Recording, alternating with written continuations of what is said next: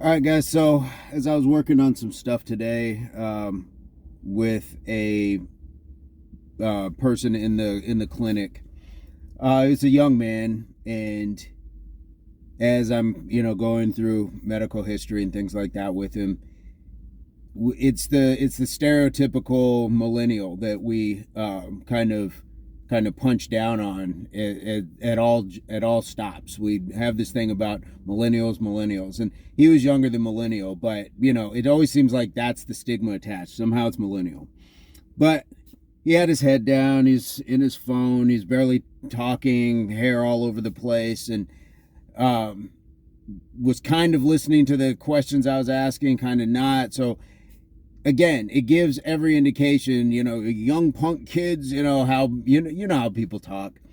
And later on in this medical interview, I had to ask him about some markings on his back, and at that point, he had disclosed that he had been beaten as a child, and that kind of changed a lot. Now, I wasn't like heavy on damn kid sort of thing as I was going through this process, but it was kind of just chuckling to myself. This is kind of what people talk about. But then, are we looking at everything? We're just looking at a generation or an era in which somebody was born and then assign them certain traits or things like that. But we are overlooking that the generation before them that's supposed to be better, somebody beat this child into this state of mind that he's in. It made sense why he was very kind of enclosed and why he head down and things like that. It's no different than, whipping an animal or something like that. It breaks its spirit.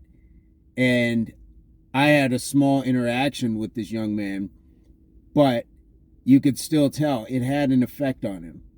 And when we're talking about this sort of stuff, when we're looking at how this affects people, well, maybe that's a little bit more widespread than we'd like to admit. Maybe there's a little bit more of an abusive element that a lot of people have had to overcome, and that's why they may have their head down. Maybe that's why they are quiet. Maybe that's why a lot of people, and maybe not just young people, but people in general, are so quick to snap at each other because it's putting them through something that has reminded them of what they've survived already or been a victim to already.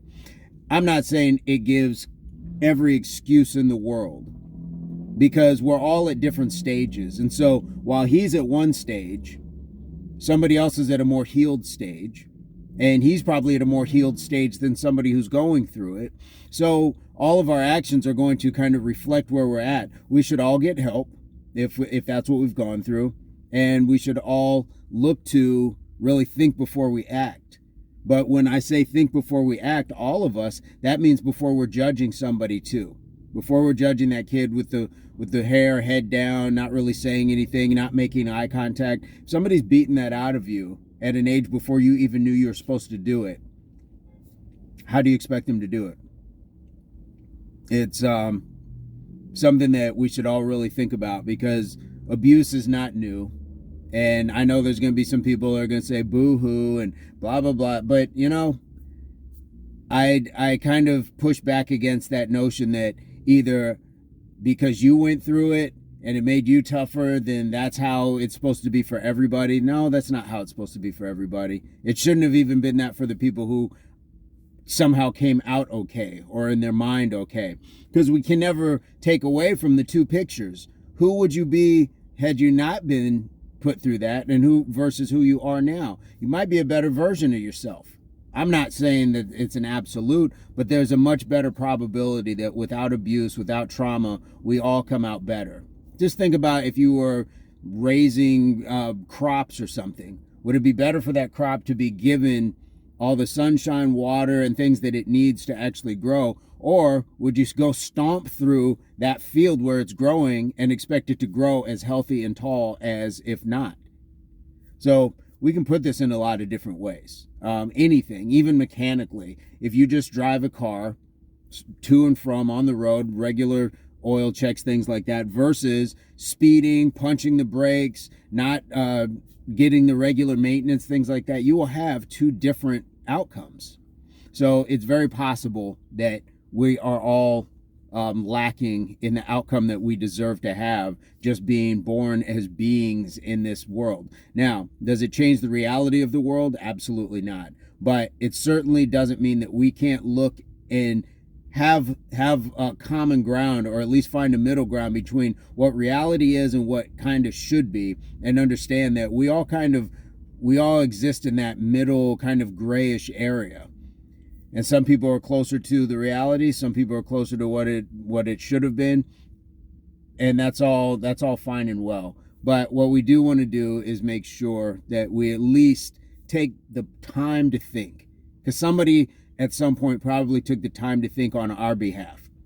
And so I think that's an important place to be at. So let me know your thoughts. I'd love to hear what you guys have to say on this topic. And as always, subscriptions to the channel are free. We'd love to have you.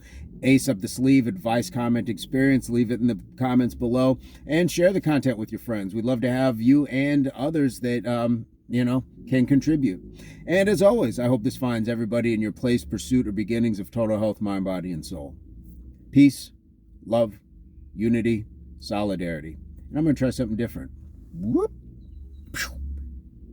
Subscriptions and videos. Stick around.